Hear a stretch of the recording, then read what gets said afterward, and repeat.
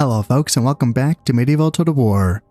I am Conostip and this is going to be my first army composition video for this game, and in this video I will be covering the Almohads. Now I did finish covering all of my Shogun army compositions and I'm ready now to move on to this game. However, with that all being said, making these army composition videos for this game is a lot more difficult just because the army unit rosters themselves are a lot more complicated. It's not just that every faction has its own army unit roster. There's more variety to it than that. Certain units are just geographically locked. Some units are locked based on the time period, which is that you might have the necessary tech to train that unit. You might have the right fortification building and training building and the right armory or whatever. But if it's not the right time period, then you won't be able to train certain units. Like crossbows aren't available until the high period, which is the year 1204. It doesn't matter if you have the Boyar's Guild, I think is what it is. It doesn't matter. You won't be able to train crossbows until the year 1204. So it's complicated, you know. Certain units you can only train in certain regions of the map. Certain units you can only train if you're a certain religion. It doesn't matter, you know, you could be in the right region, the right time, the right building, the right tech, but if you aren't the right religion, you can't get certain units. So, as you can kind of start to see, making these army composition videos, it's a bit more challenging, but I'm up for it. I like the challenge, and making these army compositions is my favorite thing to do in these games, so I'm here for it, and I hope you're all here for it as well. So, also to get started, the other thing is that, unlike Shogun Total War, the custom battle arrangement for this game is very janky. It is very unfortunate how weird it is. So, for instance, this is for the early time period, okay? And I just want you to understand the way that I'm going to be organizing these videos. I'm going to be doing 3 videos per faction. It's going to be early game, mid game, and late game. So I don't want you to associate those that naming convention with the periods in game, which is that the earlier period is the year 1087 from the year 1204. The high period is the year 1204 to the year 1320. And the late period is 1320 to 1453. I don't want you to associate my videos, early game, mid game, and late game, to those periods in the game. It's more so that I can organize it in a certain way. So what this is going to be is that in this video, I'm going to be covering the Almohads early game, specifically just tier 1, to introduce ourselves to this faction and its unit roster. And then in the second video for the mid game, it's going to be for the tier 2 and tier 3 units. And then for the late game, it's going to be for the tier 4 and tier 5 units. Now again, these distinctions are not that clear. These are just kind of muddied, and just don't overthink it. These are mostly just for me to organize this in some way. In addition to that, since I'm going to be doing these army comps strictly amongst its own tier, that is, you know, all tier 1 units together, obviously in-game that's not how things have to work. You can mix and match units and form an army. Obviously you can do that. So this is going to be more so like a template that you can use to visualize how army compositions can look, and you don't have to get so stuck, you know. For instance, in this video I might use Urban Militia. Well, what's the common upgrade to Urban Militia is the Militia Sergeants. If you have them, use them, they're better. Stuff like that, right? Or for instance, Desert Archers. They are a good unit, they're better than basic archers, but you can only recruit them in desert regions. If you need archers and you can't get them fast enough from the desert regions, you have the archers, okay? So don't overthink these things. Now, when we come to this roster that we see before us for the early game units, or the Almohads, now, a lot of these units we're not going to be using in this video because they are either tier 2 or tier 3. If we start with the cavalry, we have the Ghulam bodyguards. This is going to be the units that all of our characters automatically are, or not all the characters, but all the family members are automatically going to be come of age into. And this is going to be our first decent heavy cav unit that is available to us. So even though it's going to be a tier 2 unit to train, we will be using it in this battle for a general's unit just because you will have a king or you will have some princes available in the early game. So I will be allowing myself to use this unit. I'll give him a point of valor just to make him a little bit better. And then Berber camels, cool unit, but it's a tier 2. Bedouin camel warriors. This is a tier 1, but this is only available in the Egyptian and I think Turkish territories. They are not available in our section of North Africa or anywhere in Iberia, so we will not be using these, which is unfortunate. They're also a useful unit. Ghulam Cav, this is a tier 3. Don't know why it's available in the early unit rosters, but there we go. And then Faris, this is also a tier 3, so again, we won't be using this, which leaves us with Saharan Cavalry. This is a tier 1, so this is a good light cav unit, and we just so happen to own a province as the Almohads that gives Saharan Cavalry +1 Valor, which is good. That makes them this is a very solid, with that +1 Valor, this is a very solid light cav unit that, look, other factions can't train cav at all in the early period. So this is, I'm sorry, not the early period, but the tier 1 is what I meant to say. Artillery we will not be using in at least the tier 1s. I mean, first off, the only tier 1 here is the ballista. It's not useful for anti-personnel. It can be used kind of to help you get into buildings or fortifications. But yeah, catapults is a tier 2. Mangonels is a tier 4, which is weird because trebuchets is a tier 3 and it's not here. So that's confusing. Don't know what's going on there. There's a lot of jank in the custom battles in this game. There's a lot of jank. So for this, now again, there's a lot of stuff here that we can't use. Starting with Ghazi Infantry, this is a tier 2. Militia Sergeants, which is a tier 2. Muwahid Foot Soldiers, which is a tier 2. And Almohad Urban Militia, which is one of our unique units. And this is also a tier 2. Now, those of you who are familiar with this faction know that Cordoba does start off with a tier 2. We have a keep, which is a tier 2 building. And this will allow us right off the bat from turn 1 to train Almohad Urban Militia and Militia Sergeants because they come from the same militia tech of building. So these would be available from turn 1 for any prospective Almohad players. However, again, just think of this as a template, okay? I will not be using these units in this army, but in campaign, they will be available from turn 1. Funnily enough, a tier 1 unit that I will be using in this video, we don't have any spearmakers from the beginning of the campaign, so we can't even train Nubians from tier 1. It only takes 2 turns to build a building, so it doesn't take long at all, but it's just kind of funny that you can not get these, the tier 1s, but you can get a couple tier 2s from the start. So that's that. Peasants we will not be using. Hashishin is a tier 5 unit. I don't understand why it's here. And then yes, Nubians, which is a good spearman, tier 1, it's solid. And Arab infantry, a swords unit that I think is a tier 2, I think. So we will not be using it. So let's just get started here with the Nubians. I think that starting with 5 of them, if we give the general 1 point of valor, it gives them all. Okay, we don't want to do that. It's just too much of an advantage. 3, 4, 5. Now, Nubian spears is actually kind of excellent, having this as our tier 1 spear unit. Now look, spears are not battle winners.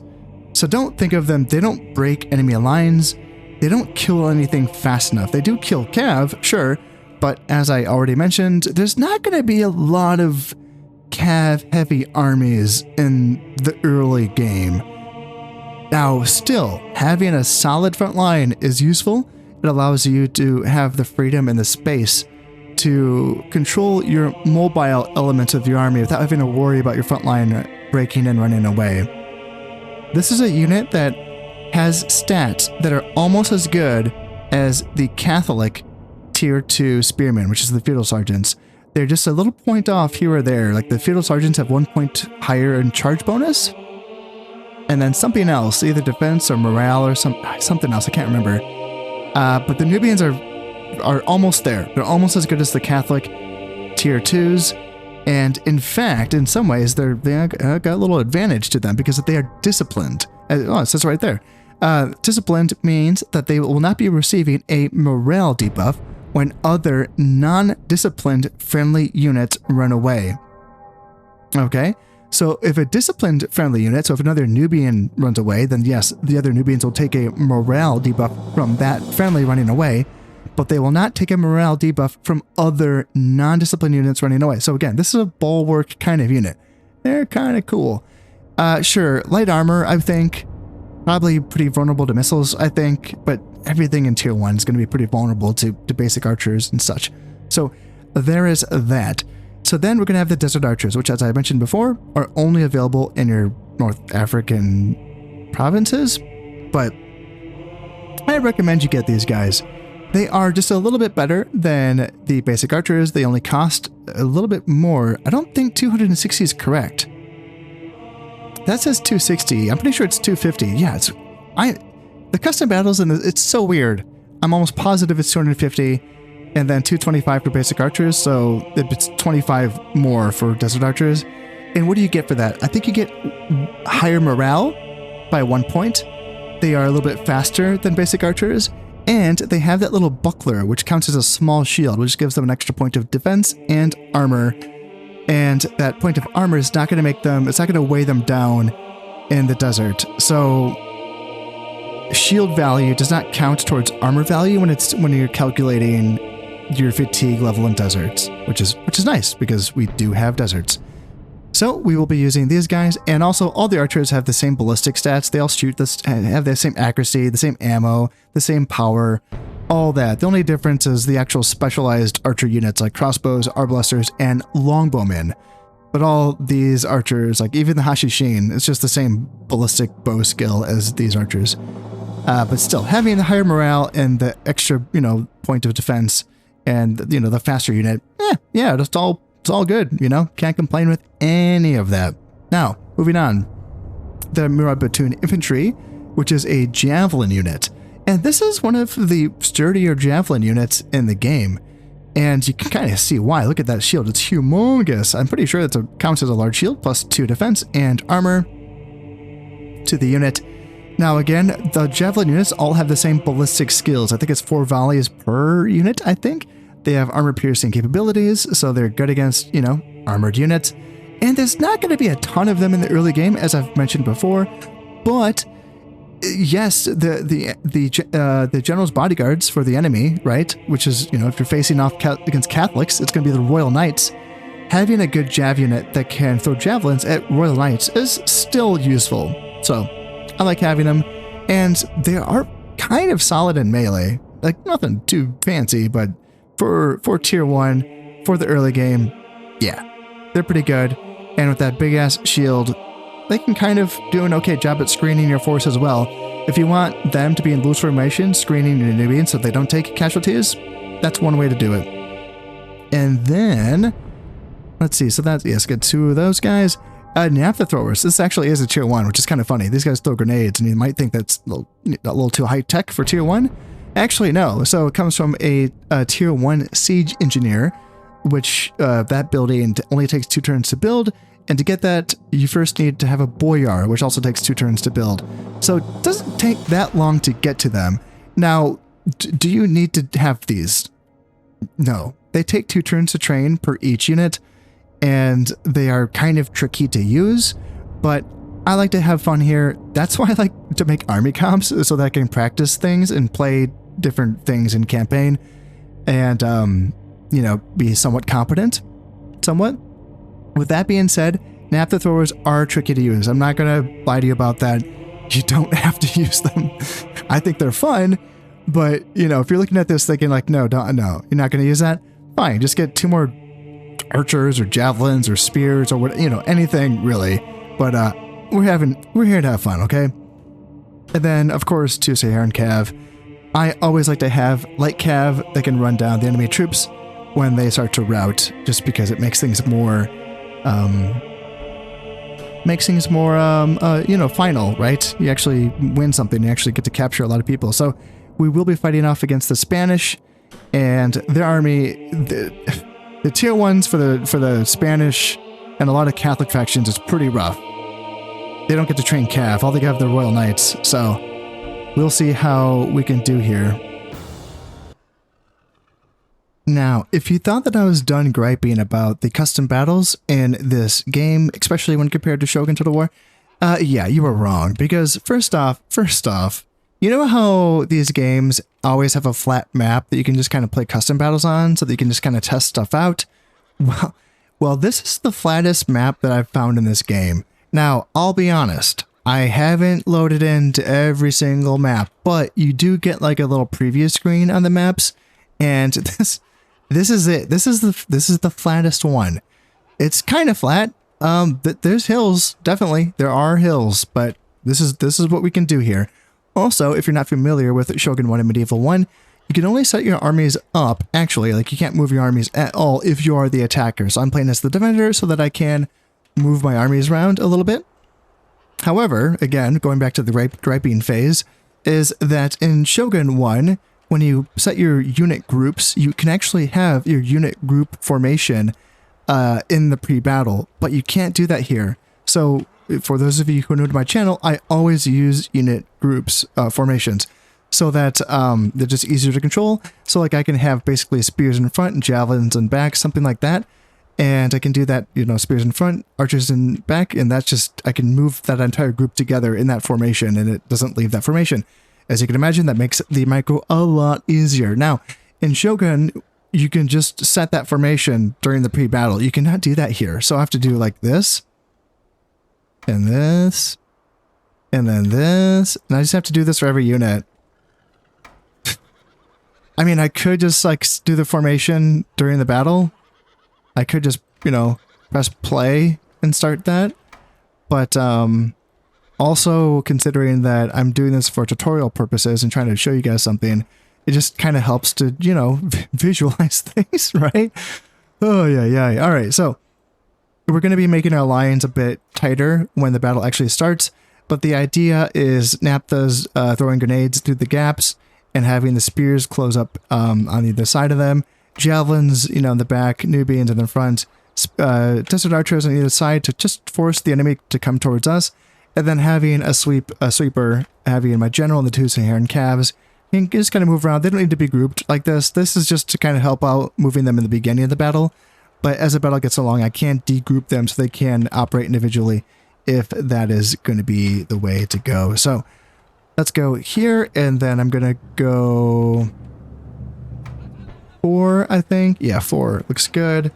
And then this is going to be group 2. So yep, 4 again is what we're going to be doing here. Like zoink. And then there we go. Like that. And then let's just do like that. And then I do have all of my units set to hold formation and hold position, just so that they don't move out of the way. And nothing here is meant for killing infantry. There's no swords, so you want these guys on hold formation. So yeah, this is a pretty large gap in between my two spears, which makes me a little bit nervous. I'm kind of thinking about doing more like this, closing that gap up, and then having my bombs kind of like there.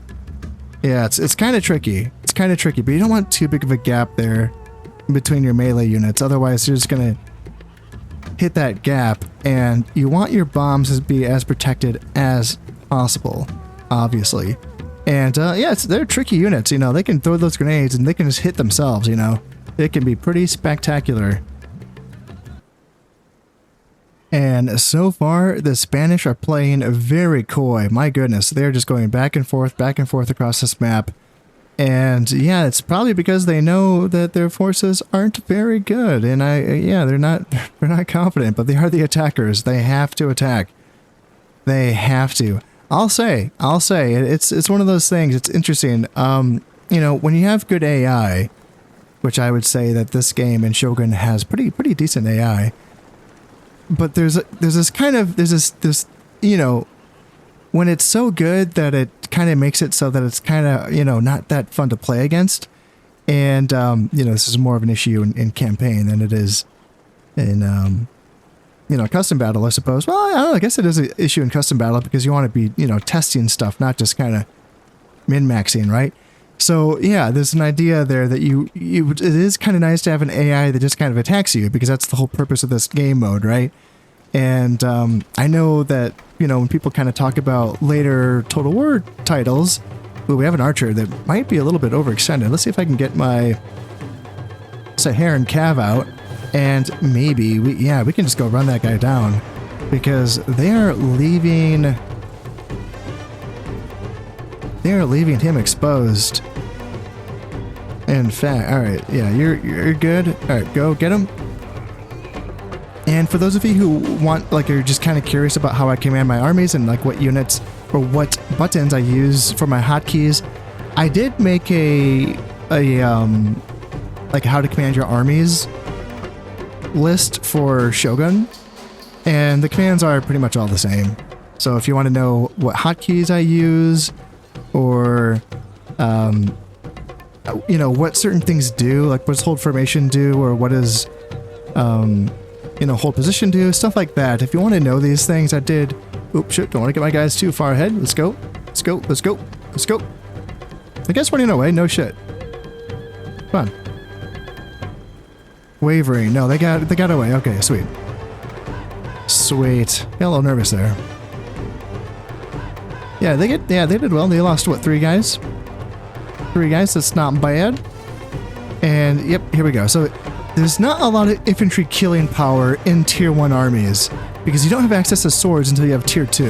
Unless, you know, the Almohads do have that. But yeah. Anyway, that's for their Almohad urban militia units, which are quite good. However, there just happens to be a good infantry killing tool for it's available to every Muslim faction and the Byzantines, which is these gosh darn grenade throwers right here. Yeah, these Naphtha throwers, they can bust open infantry formations. Now, they have very short range and a very long, you know, load time, but there you go, and they're running away, which is pretty awesome, right?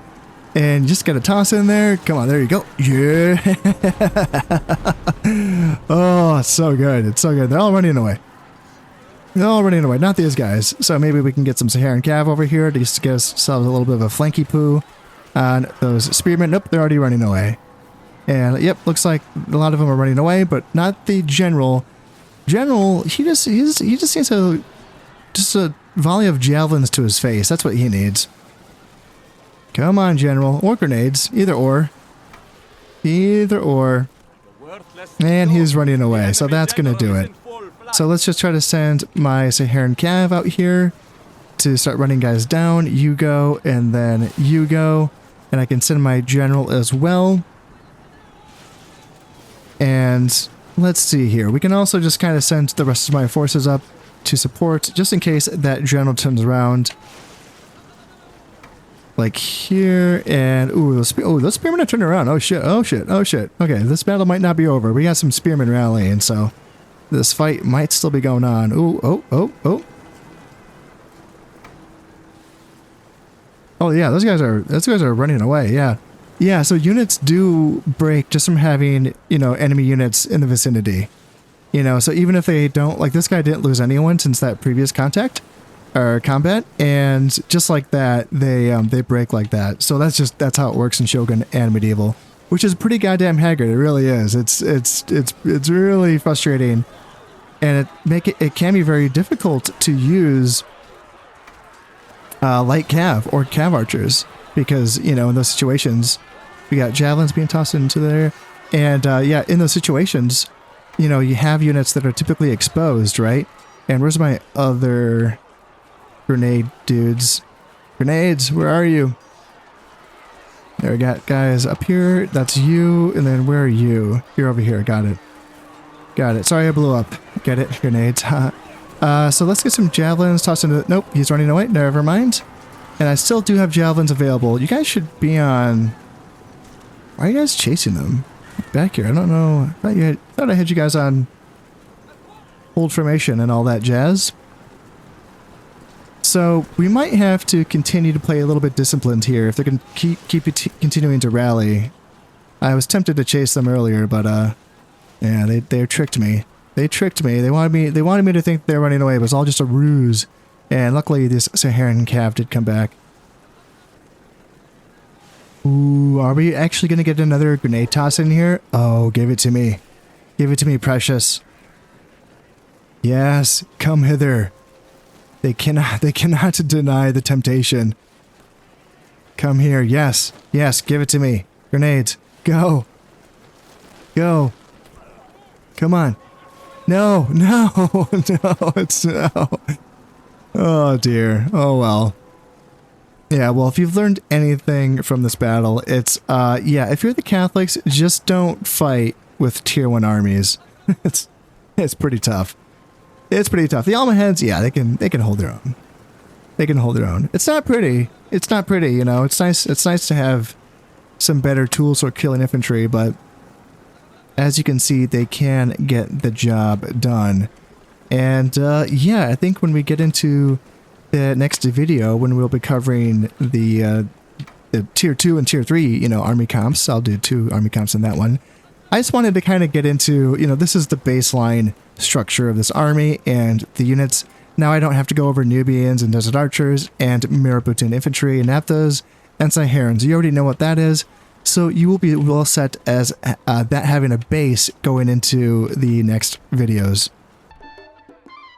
That's going to do it. The entire army has broken, so let's get in here and see what these units were able to accomplish. So my general didn't have to fight, good for him. Saharan Cav didn't do much, but that one unit did drive off that unit of archers. And the Nubian Spears just kind of hung out there and held the line. Desert Archers did most of the work and pushing back the enemy. 48 kills, 65, 76, and 78. And then Javelins got a couple tosses in there. There's 21 kills. That was just against infantry, so nothing too crazy. The Naphthas got 6 kills and 11, but that also caused a huge morale break as well. That reduces morale. Is it by -6? I'm not quite sure, but it's a lot. So, as you can imagine, their grenades, they're pretty scary, and that causes the entire formation to break. So, that's going to be it for this one. And yeah, keep your eyes out for the next video where we'll be covering the tier 2 and tier 3 army compositions. Until then, this has been Conestip playing Medieval Total War. Thank you very much, and goodbye.